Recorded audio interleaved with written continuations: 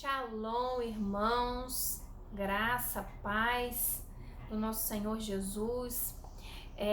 Hoje vamos começar mais um estudo do Novo Testamento, da Brit Hadashah, né, Aliança Renovada.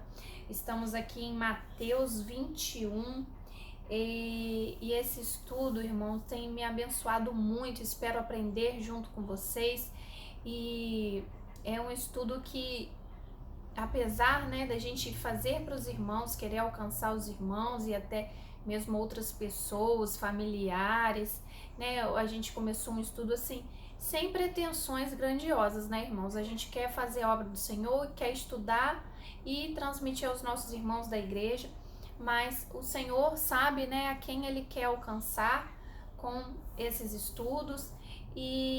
Mas assim, de forma geral, eu posso dizer para os irmãos que a mais abençoada, assim, nesse quesito eu posso dizer que eu estou sendo muito abençoada. Não vou dizer que é mais abençoada, porque eu sei que pela sua fé, pela sua dedicação em assistir, você também está sendo muito abençoado. Mas eu estou sendo grandemente abençoado por preparar esse estudo para vocês. E eu incentivo a vocês também estudarem, prepararem algum estudo, né? Mesmo que seja para você falar para você mesmo, mas que isso engrandece o nosso conhecimento, o nosso entendimento. O Espírito Santo vem revelando a palavra para a gente e isso nos faz crescer tanto, nos faz assim, nos impacta tanto a palavra do Senhor, né? E conecta, como eu falei no outro vídeo, conecta toda a palavra. O Novo Testamento está todo conectado com o Antigo Testamento, com os profetas, com os salmos. Yeshua sempre cita salmos, cita profetas. Então, assim, é um privilégio poder estudar a palavra do Senhor e também poder trazer para os irmãos, porque a gente sabe que muitos mesmo, irmãos, morreram por querer ter isso aqui em mãos, pela oportunidade, pela chance de ler a palavra de Deus, pela chance. A gente sabe que hoje em dia, graças a Deus, a gente tem acesso muito fácil à Bíblia, mas em alguns tempos muitos não tiveram e mesmo assim buscavam, e o pouco acesso que eles tinham à palavra impactava o coração deles. Então a gente, com essa facilidade que a gente tem hoje, tem que usufruir desse benefício, nos mergulhar nessa palavra, porque é um privilégio muito grande para a nossa vida, esse manual de instrução para a nossa vida, que a Bíblia né? O nosso manual é como se a gente fosse que Deus nos criou, né? E nos deu assim um manual para a gente saber e entender como é a vida, o reino natural, o reino espiritual, como nos cuidar. Aqui na palavra nós temos orientações sobre a nossa saúde, sobre o nosso comportamento com os próximos, sobre o nosso lidar, né, nosso dia a dia, nossa vida espiritual. Então aqui tem tudo o que a gente precisa saber para viver o reino de Deus, amém? Então vamos lá para Mateus 21. Mateus 21. E quando se aproximaram de Jerusalém e chegaram a Betfagé, ao Monte das Oliveiras, enviou então Jesus 2 discípulos dizendo-lhes: Ide à aldeia que está defronte de vós, e logo encontrareis uma jumenta presa, e uma jumentinha com ela. Desprende-a e traza-nos. E se alguém vos disser alguma coisa, direi que o Senhor os há precisa, né? O mister aqui tá falando. E logo o enviará. O Senhor está precisando e logo o enviará. Ora, tudo isso aconteceu para que se cumprisse o que foi dito pelo profeta, que diz: Dizei à filha de Sião: Eis que o teu rei aí te vem, manso e assentado sobre uma jumenta e sobre uma jumentinha, filho de um animal de carga. E indo os discípulos e fazendo como Jesus lhe ordenara, trouxeram a jumenta e a jumentinha, e sobre ele puseram os seus vestidos e fizeram-nos assentar em cima. E muitíssima gente estendia os seus vestidos pelo caminho, e outros cortavam ramos de árvores e o espalhavam pelo caminho. E a multidão que ia adiante e a que seguia clamava dizendo: Hosana ao filho de Davi, bendito o que vem em nome do Senhor, hosana nas alturas. E entrando ele em Jerusalém, toda a cidade se alvoroçou, dizendo: Quem é este? E a multidão dizia: Este é Jesus, o profeta de Nazaré da Galileia. Amém, glória a Deus. Jumentinha, né?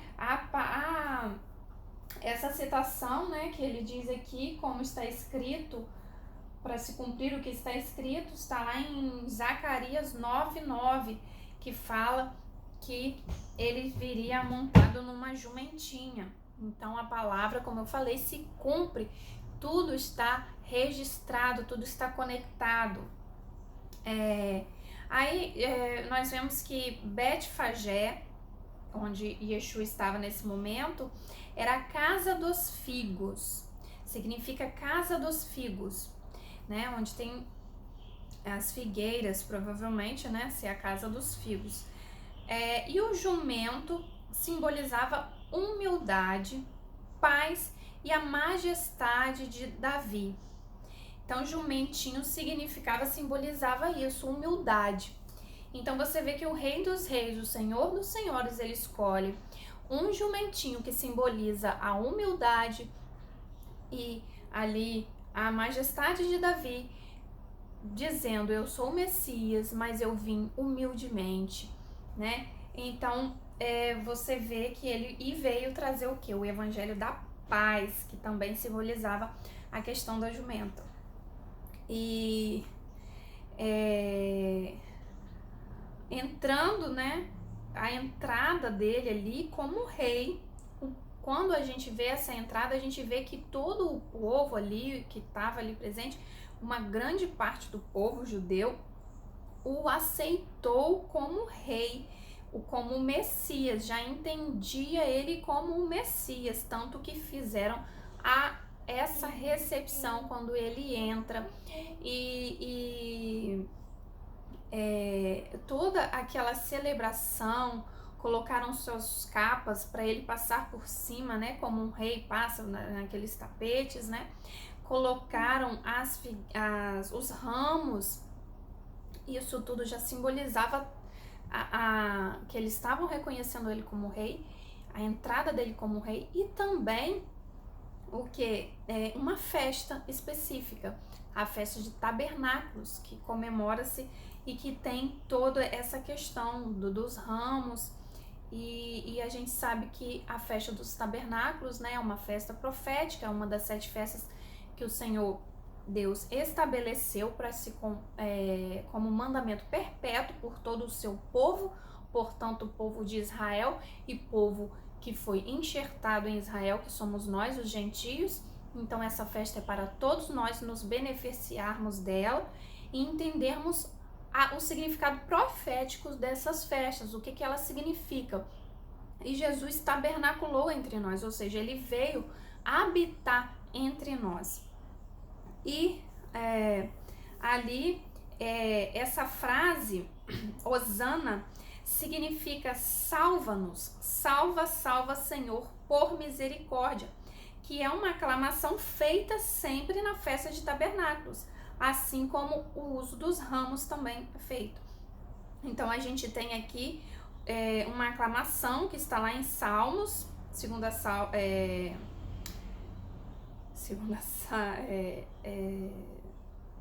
Salmos 25, e nós temos essas referências que nos conectam ali à palavra do Senhor e conecta toda a entrada de Jesus, totalmente profético, né? O povo provavelmente esperava que nesse momento começaria uma revolução. Por quê? Poxa, o rei está entrando, o Messias chegou, o que vai acontecer? Como a gente viu no outro estudo, ele vai vir, vai colocar todo mundo no seu lugar, vai tirar os romanos daqui, vai entrar no templo e vai reinar. Então o povo esperava uma revolução, né? Uma mudança ali. Mas o rei começa pela sua própria casa. E o que é a primeira atitude que Yeshua faz após essa entrada de rei? Após essa entrada dele, que eles reconhecem como Messias, Alguns perguntam quem é, né? Aqueles desinformados que ainda não conheciam, perguntam quem é, e o próprio povo fala, esse é Jesus, o profeta de Nazaré da Galileia, né? Então ali você vê que o povo vai, acontece aquele alvoroço todo, e Jesus faz o quê? E entrou Jesus no templo de Deus e expulsou todos os que vendiam e compravam no templo, e derribou as mesas dos cambistas e as cadeiras dos que vendiam pombas, e disse-lhes: está escrito, a minha casa será chamada casa de oração, mas vós a tendes convertido em covil de ladrões. E foram ter com ele ao templo cegos e coxos e os curou. Sempre, né, no meio de todo alvoroço, Jesus está ali manifestando seu ministério e curando. Mas vamos voltar ali um pouquinho para ver essa questão. Como que o rei entra, o rei se manifesta, e o juízo dele, a primeira coisa que ele faz é entrar no templo, na casa do seu pai, na casa de Deus, na sua casa, né, como herdeiro do pai. Ele entra na sua casa e a coloca em ordem, ele acaba com a bagunça, o comércio que foi feito ali. Mais uma vez, Yeshua entra e faz isso. O pessoal, gente, fazia câmbio do dinheiro, como a moeda era diferente, e no templo não se podia usar a moeda romana, as outras moedas, porque tinham até a cara ali de deuses e, enfim, dos reis, uma certa idolatria, né? Então não se usava. E o que acontecia? Tinha um pessoal que fazia o câmbio, né? Trocava. Só que eles trocavam e lucravam muito em cima, exploravam o povo nesse câmbio aí. Além de usar o espaço todo do templo, onde era para os gentios entrar ali no átrio e tal, usavam o espaço do templo para poder vender animais que eram vendidos ali para prestar os sacrifícios. Como o povo, o certo seria o povo trazer o seu próprio animal, sua própria pomba, sua própria ovelha perfeita, e trazer por todo esse caminho, né? Fazendo assim também uma parte do processo de arrependimento, né? E do sacrifício que seria ali, mas não, eles facilitavam ali. Não, você pega, compra aqui, já sacrifica e pronto. Mas só que o que acontece?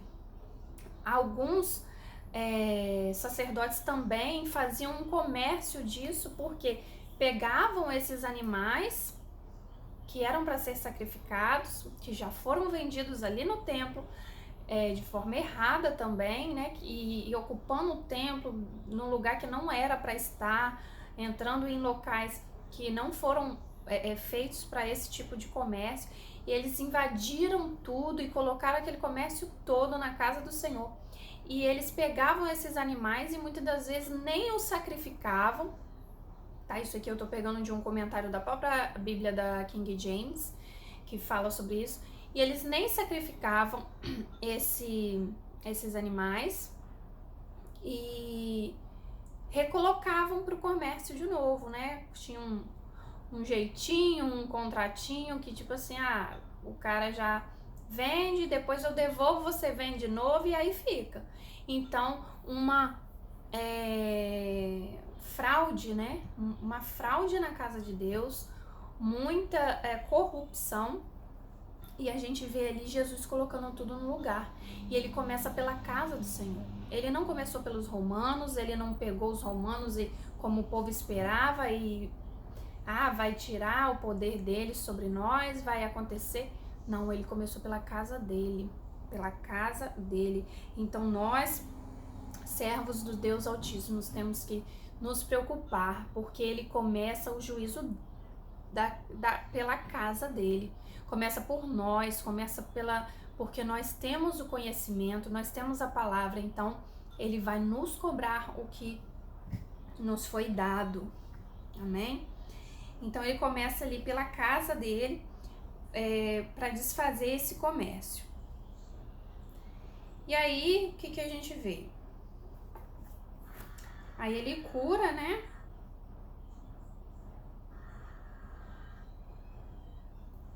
Entrou Jesus no templo, expulsou todos. Aí curou os coxos, né? E cegos. E todo mundo vendo, né? E vendo então os principais dos sacerdotes e escribas as maravilhas que fazia, e os meninos, as crianças, clamando no templo, Hosana, filho de Davi, indignaram-se, porque eles estavam exaltando a Yeshua, crianças, né, que nem tinham voz naquela época, e disseram-lhe, ouves o que esses dizem? E Jesus lhe disse, sim. Nunca lestes, mais uma vez, Jesus citando a própria palavra, pela boca dos meninos e das criancinhas de peito tiraste o perfeito louvor. E deixando, saiu da cidade para Betânia e ali passou a noite. Então, olha bem,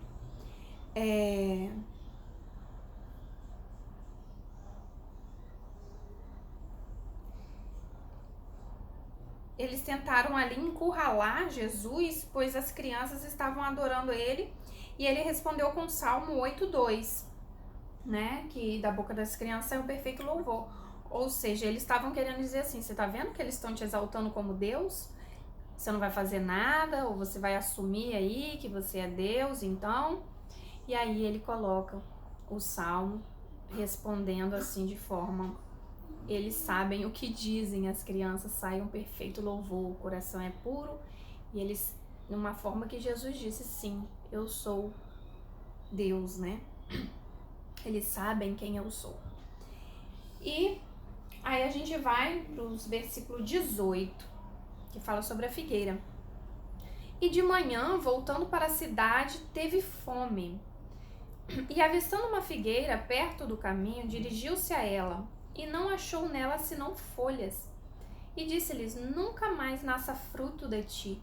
E a figueira secou imediatamente. E os discípulos, vendo isso, maravilharam-se, dizendo, como secou imediatamente a figueira?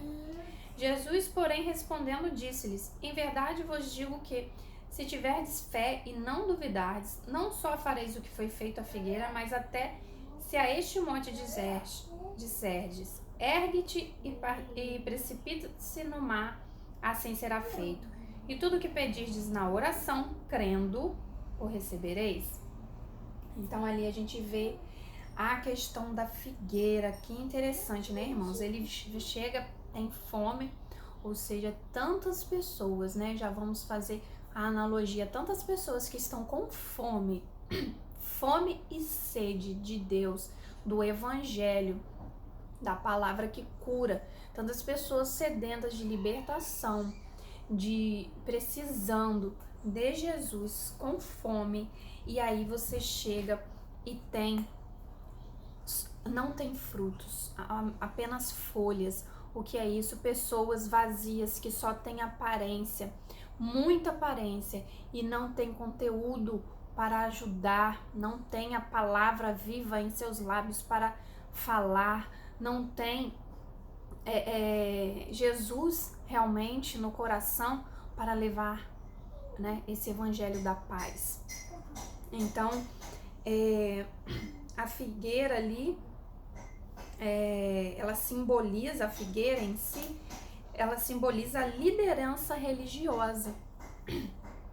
Eles tinham folhas, imagem, mas Jesus determina que esse tipo de árvore que só tem folhas, que só tem beleza, crentes, né, que só tem aparência, uma vida religiosa, uma liderança, ali ele estava falando, ali a gente pode ver a questão dos fariseus, né, que tinham a liderança religiosa e eles tinham apenas folhas, eles viviam de aparências, eles não tinham uma vida, um relacionamento com Deus, estavam preocupados em seguir apenas o que estava escrito de uma forma seca, de uma forma legalista, de uma forma sem quebrantar o coração, sem ter amor ao próximo, sem ter preocupação com a verdadeira vontade de Deus, tanto que muitos davam um jeitinho de burlar a lei, né? De tentar cumprir a lei sem cumprir a lei, como eu já falei em outros estudos, né? Como eles faziam em questões, por exemplo, que a lei manda você cuidar, né? Honrar pai e mãe, e esse honrar significa sustentar, porque o pai e a mãe cuidavam do filho, dava sua herança, né? E ali, depois que eles estavam velhos, quem tinha que cuidar e sustentar eram os filhos. Não existia aposentadoria, né, irmãos? Então, eles cuidavam dos seus pais. Só que alguns faziam o quê? Passavam a riqueza deles para o templo para não ter a obrigação de honrar, de sustentar os seus pais. Então, assim, uma forma, um jeitinho de burlar a lei, que acontecia muito, entre outros mandamentos que acontecia isso. Então, assim, folhas, muitas folhas e poucos frutos, e nenhum fruto, né? Aqui fala nenhum fruto. Então, Yeshua determina que esse tipo de árvore irá secar. Que o Senhor tenha misericórdia de nós, que nós não sejamos, irmãos, essas árvores, essas figueiras, né? Sem frutos, que nós tenhamos figos, que nós tenhamos muito fruto para oferecer, muito da palavra, muito do amor de Deus para oferecer. Amém?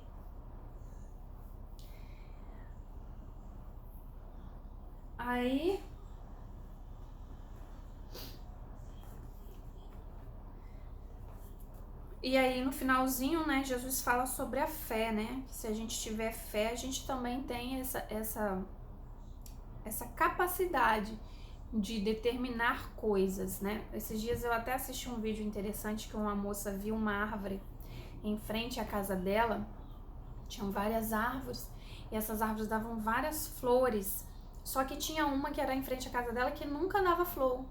E ela chegou um dia e colocou a mão na árvore, né? Ela filmou lá, eu não sei, irmão, se é real ou se não é. Sei que eu acreditei, achei bonito, parecia um vídeo real. Que ela e o filho dela, bem felizes, que ela colocou a mão e falou, você vai florescer. E ela determinou isso para aquela árvore, com fé.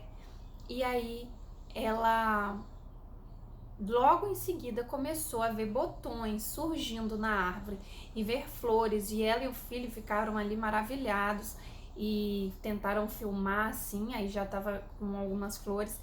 Enfim, se esse vídeo é real ou não, eu não sei, mas que essa capacidade ele nos deixou, basta que tenhamos fé para isso, né? Que o Senhor nos dê fé. E seguindo ali, mais uma vez, os fariseus tentam encurralar Yeshua no versículo 23. E chegando ao templo, acercaram-se dele, estando já ensinando os príncipes dos sacerdotes e os anciãos do povo, dizendo, com que autoridade fazes isto? E quem te deu autoridade? Né? Porque para ensinar, ali no templo tinha que ter um mestre que ensinava, um sacerdote, enfim. E Jesus respondendo disse-lhes, eu também vos perguntarei uma coisa. Se me disserdes, também vos direi com que autoridade faço isso. Ali eles estavam querendo encurralar Jesus. Por quê? Eles queriam que Jesus, que Yeshua, falasse que era Deus, que era o Messias, para poder prender, né? Eles já estavam caçando para prender. Então eles queriam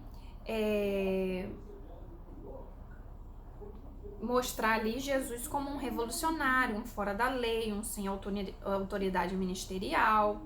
Quem é você, né? Queriam que ele confessasse que era o Messias para prendê-lo, ou que ele negasse, né? Ou ele vai ter coragem de falar que aí a gente prende por blasfêmia, ou que ele diz que é o Filho de Deus, né? Que eles consideravam aquilo uma blasfêmia, uma afronta, ou se ele negar, ele vai ficar mal perante o povo, vai perder o seu poder, vai ficar desacreditado, né? Então eles queriam encurralar Yeshua. Yeshua, mais uma vez, com a sua sabedoria, usa ali o testemunho de João Batista. Olha bem. O batismo de João, de onde era? Jesus pergunta. Do céu ou dos homens? E ali eles pensavam, dizendo, se dissermos do céu, ele nos dirá, então por que não crestes? E se dissermos dos homens, tememos o povo, porque todos consideravam João Batista um profeta.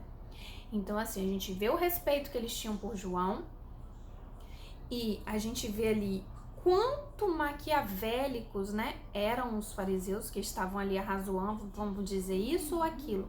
E a preocupação deles em dizer algo que não os comprometeriam, eles não estavam em nenhum momento preocupados em dizer o que eles realmente pensavam, para que Jesus realmente respondesse algo que eles queriam saber, porque eles queriam entender. Não, eles estavam preocupados em ter a razão, em não sair feio, né? Em não pagar o mico ali no meio do povo, e não sair como os errados. Eles não estavam preocupados em conhecer e entender nada da situação. Eles queriam apenas ter a razão. E aí, respondendo a Jesus, disseram, não sabemos. Ele disse-lhes, nem eu vos digo com que autoridade faço isso. Ou seja, vocês não me responderam, então eu também não preciso responder a vocês, né? Então ali a gente vê a questão que Jesus ali, ele humilde, coloca João ali como uma pessoa de autoridade sobre ele também, né? Porque o próprio João o batizou. E ele foi humilde a ponto de receber esse batismo de João, né? De reconhecer que João era o profeta que preparou o caminho. E ele usou justamente o testemunho de João para calar a boca dos fariseus ali naquele momento. E aí temos a parábola, mais uma vez uma parábola para aprender, que é a parábola dos 2 filhos.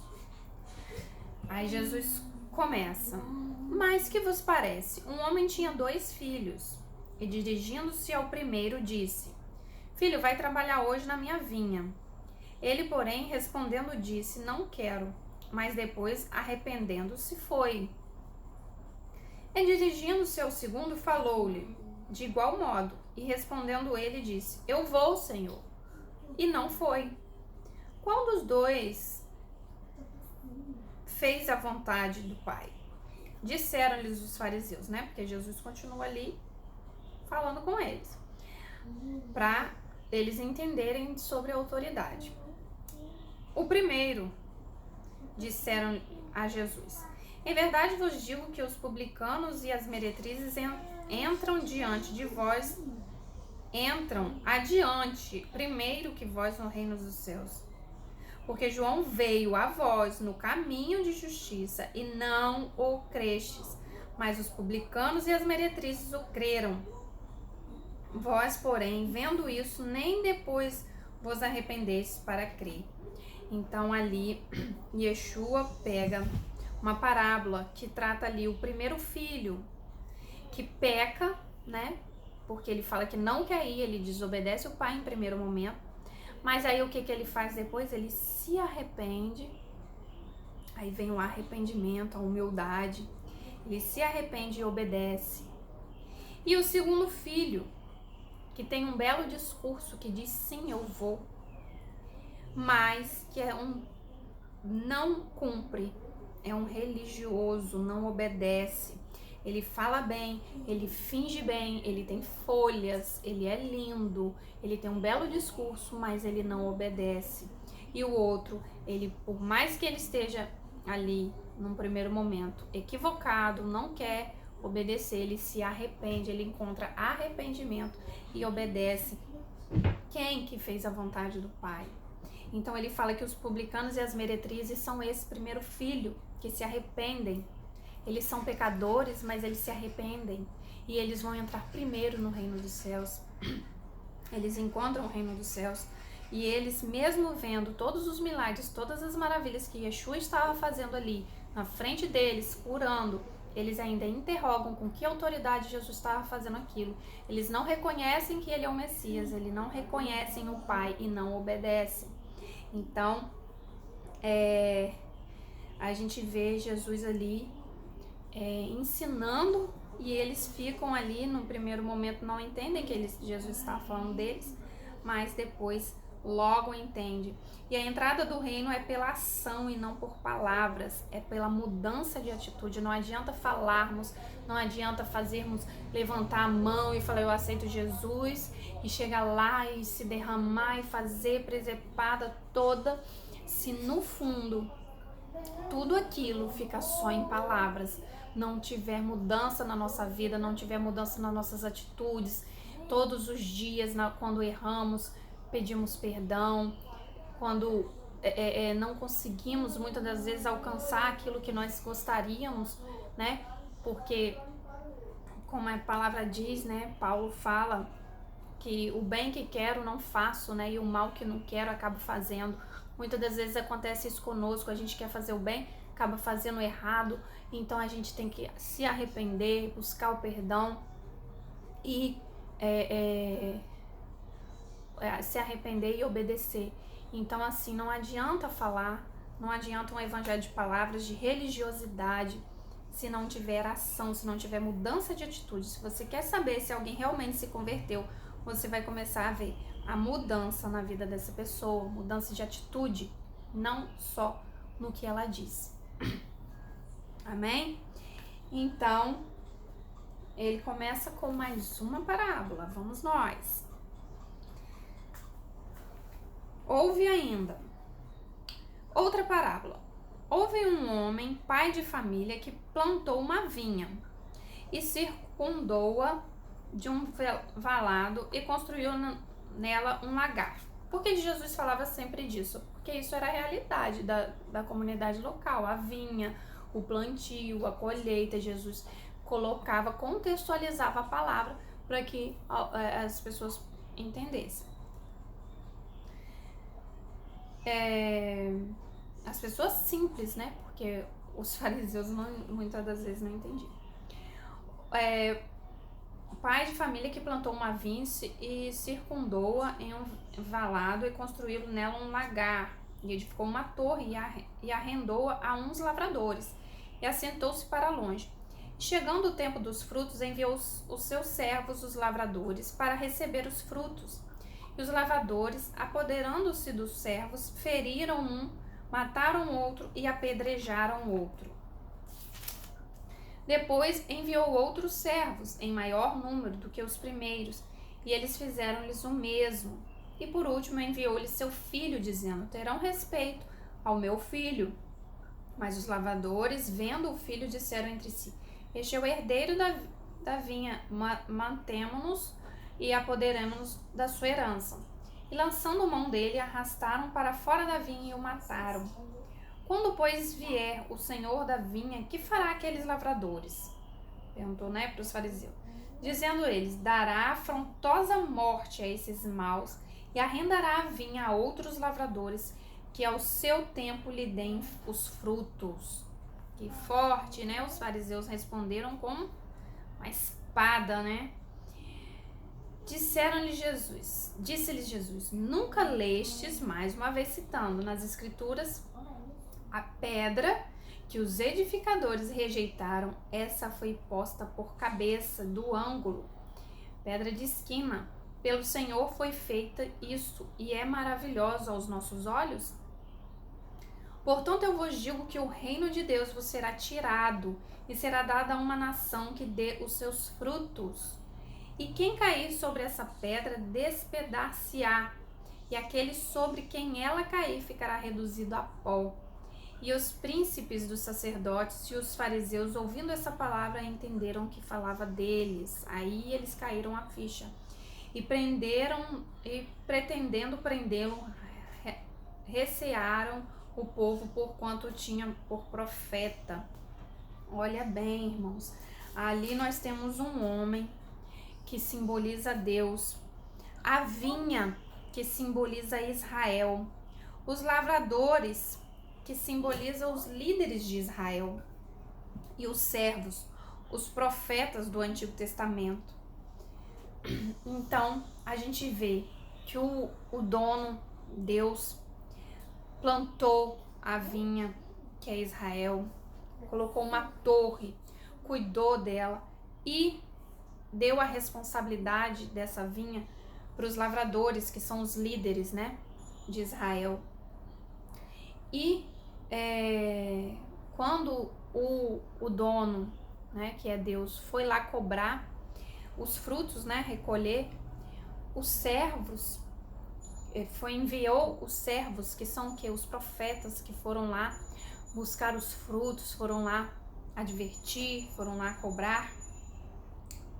O que eles fizeram com os servos? Eles não obedeceram, eles desrespeitaram, eles mataram, e depois ele manda o próprio filho, que é Yeshua, falando: o filho eles vão respeitar, e eles não o reconheceram, e eles, na sua ignorância, pensaram: se a gente matar o filho, pronto, a vinha vai ser nossa. Mas não é assim, porque quando alguém tem uma herança, quem tá ali tomando conta pode até matar o dono, o filho do dono, mas essa herança não vai para ele, né? Então é uma ignorância tamanha que os fariseus achavam que o reino de Deus ia ser deles, matando o filho, né? Matando o dono da vinha ali. Ele simboliza toda essa questão.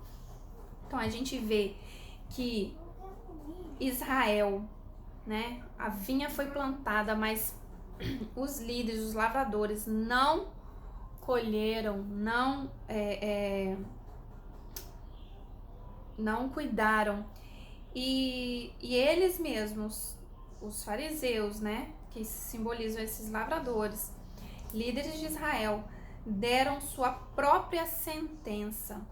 Não conseguiram entender que se tratava deles, tamanha religiosidade que só vê o erro do outro. Eles logo deram um decreto que não viram que era para eles, mas eles mesmos profetizaram que a vinha seria tomada e dada a outra nação que der frutos. Por isso o evangelho, né, Israel perdeu, né, digamos assim, essa primazia, né? O que é? Os outros lavradores, representado aí nessa parábola, os outros lavradores simboliza Israel e os gentios, formando a igreja, a congregação firmada em Yeshua, que é esse povo que vai cuidar dessa vinha e dar frutos. E a igreja é o que? A congregação, ela está firmada em quê? Nessa pedra angular que os construtores rejeitaram. A pedra angular, ela é, né, quadradinha, e todas as outras pedras vão sendo postas através desse ângulo que ela tem, né? Vai colocando outra para cá e outra para cima.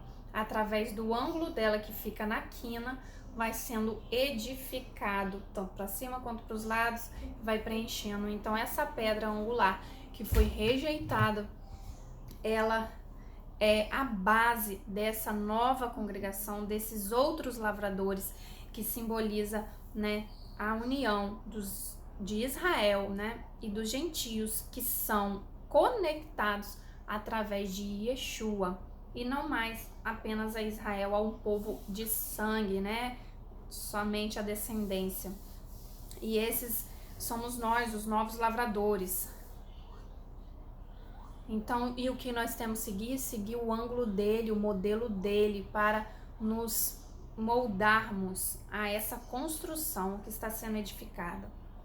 O dono virá procurar frutos na vinha novamente. Então, nós somos responsáveis por esses frutos. Nós como igreja e nós como pessoas individuais.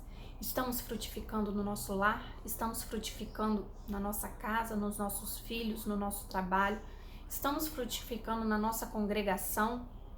O dono vai vir procurar esses frutos e terá juízo, e terá juízo para quem não quer entregar os frutos, para quem está retendo os frutos e quer pegar os frutos para si, fazendo comércio da casa do Senhor, fazendo de religiosidade a palavra do Senhor. Quem ama a Yeshua o obedece, e o obedece terá prazer nele, mas quem não o aceita, ele será pedra de tropeço. A mesma pedra, você pode cair sobre ela e se quebrar, ou seja, se quebrantar, né? Humildade, se quebrantar nessa pedra, se humilhar, ou ela pode cair em cima de você, porque você não aceitou essa pedra, e ser esmagado. Por quê? Porque a mesma pedra que irá edificar, ela também será para executar juízo, porque ele veio como cordeiro, ele veio humilde para nos dar a salvação, a oportunidade. Nós temos essa escolha, e ele também agora virá como um leão para executar juízo. Aqueles que não o aceitaram, aqueles que não aceitaram o seu perdão, o seu amor, a sua retidão, a sua justiça, aqueles que maquinam o mal, aqueles que maltratam, aqueles que preferem as trevas à luz. Amém? Então nós somos o povo que vai frutificar. Nós somos aquele povo que vamos frutificar o ano todo, como foi ministrado a palavra. Vamos frutificar, trazer esses frutos do Senhor para nossa casa, para o nosso lar, para nossa família, para nossa cidade, para nossa nação. Venhamos buscar a Yeshua e tirar toda a religiosidade, todas as tradições que nos afastam de Deus. Assim como os fariseus tinham muita preocupação em apenas mostrar que estavam certos, mas não tinham pouca preocupação em entender a palavra, em entender Yeshua, em buscá-lo, em ter relacionamento com ele. Vamos ter relacionamento com o nosso Deus, parar de sermos religiosos, que falamos dele, mas não o conhecemos. Amém? Que nós possamos hoje orar ao Senhor, pedindo: Senhor, eu quero me relacionar com esse Deus, com Yeshua. Eu não quero ser religiosa como os fariseus. Eu não quero ser uma árvore que só tem folhas. Eu não quero ser uma pessoa que retém para mim as coisas de Deus. Eu quero entregar pro dono da vinha os frutos. Aleluia, amém.